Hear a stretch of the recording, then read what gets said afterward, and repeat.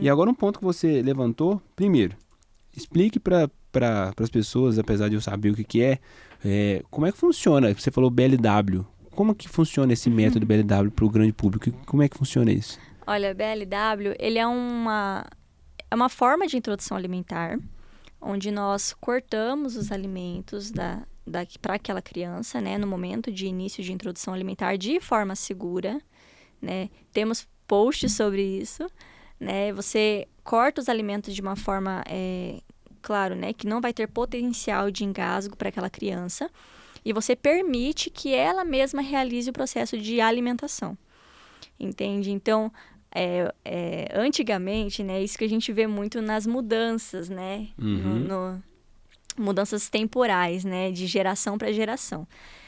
Antigamente era muito comum, né, ser apenas a forma tradicional, a mãezinha vai lá, né, Papinha. amassa, papinha. Graças a Deus que tem sido muito difundido de que não triturem os alimentos, apenas amassem. Mas era geralmente o método tradicional. Hoje em dia a gente tem visto, né, essa maior adesão ao método BLW, onde a criança realiza a própria alimentação, porque a criança, melhor do que ninguém, vai saber a quantidade de alimento que ela consegue consumir. Então, quando você aplica esse método, uma das grandes vantagens é que a criança vai se autorregular. Sim. E não vai ter interferência nesse instinto de saciedade, né? Ela vai comer a quantidade que ela de fato aguenta, né? De que ela de fato consegue consumir.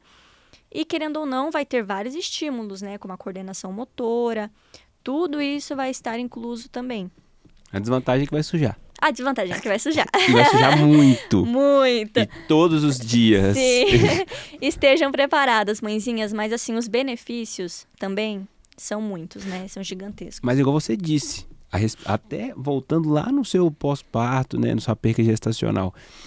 Todo grande feito na nossa vida, qualquer grande benefício na nossa vida, ele vem acompanhado de um sacrifício equivalente. Uhum. Você quer que o seu filho desenvolva coordenação motora, ajuste fino, né? Quer que ele coma sozinho, entenda o seu limite, você vai ter que assumir o risco, então, o problema de sujar. De limpar. De limpar. Então, assim, para algumas mães, isso não é bem-vindo.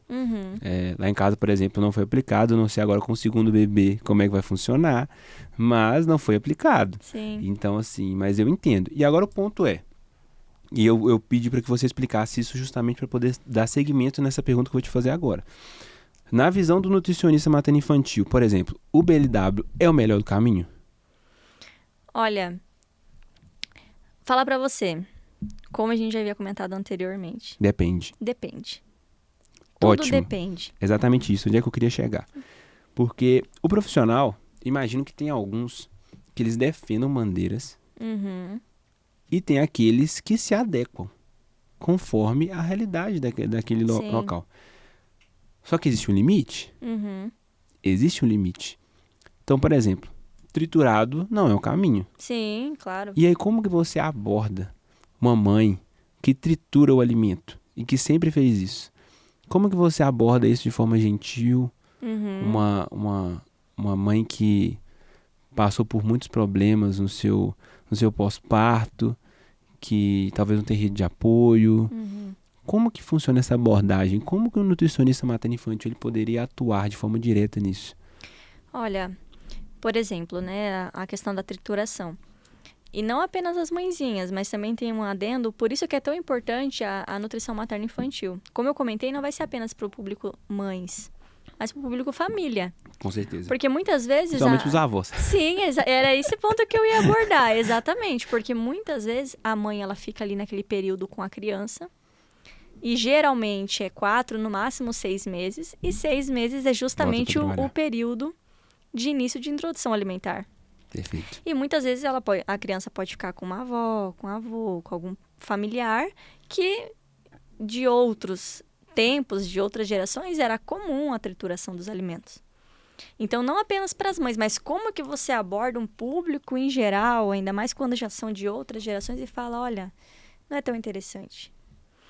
Então, acredito que muito vai justamente da forma de abordagem. Você não chega para uma pessoa e você dita, olha, não pode isso, não pode aquilo. Na verdade, dificilmente você vai ver, né, me ver, ou geralmente até ver dentro da nutrição mesmo, não acho interessante essa fala, não pode. É aquela coisa, tudo pode, mas nem tudo me convém. Né? Se você vai abordar uma família dessa forma, você tem que abordar explicando o porquê que a tua abordagem, que a abordagem que seria a correta, né, de não triturar os alimentos, quais benefícios que ela proporciona para a criança. Porque, assim, para a família, de forma... quero triturar, dou uma sopinha mais fácil, mas família, mãe, né, familiares, por que isso não é tão benéfico para a criança e quais benefícios que essa outra forma de oferta é mais interessante? O que de benefícios que ela tem em comparação com essa forma? Porque quando você volta essa perspectiva para a própria criança, tem um olhar diferenciado. Mas também não é tudo sobre mim. Também tem que pensar na criança. O que eu vou fazer que vai ser melhor para ela?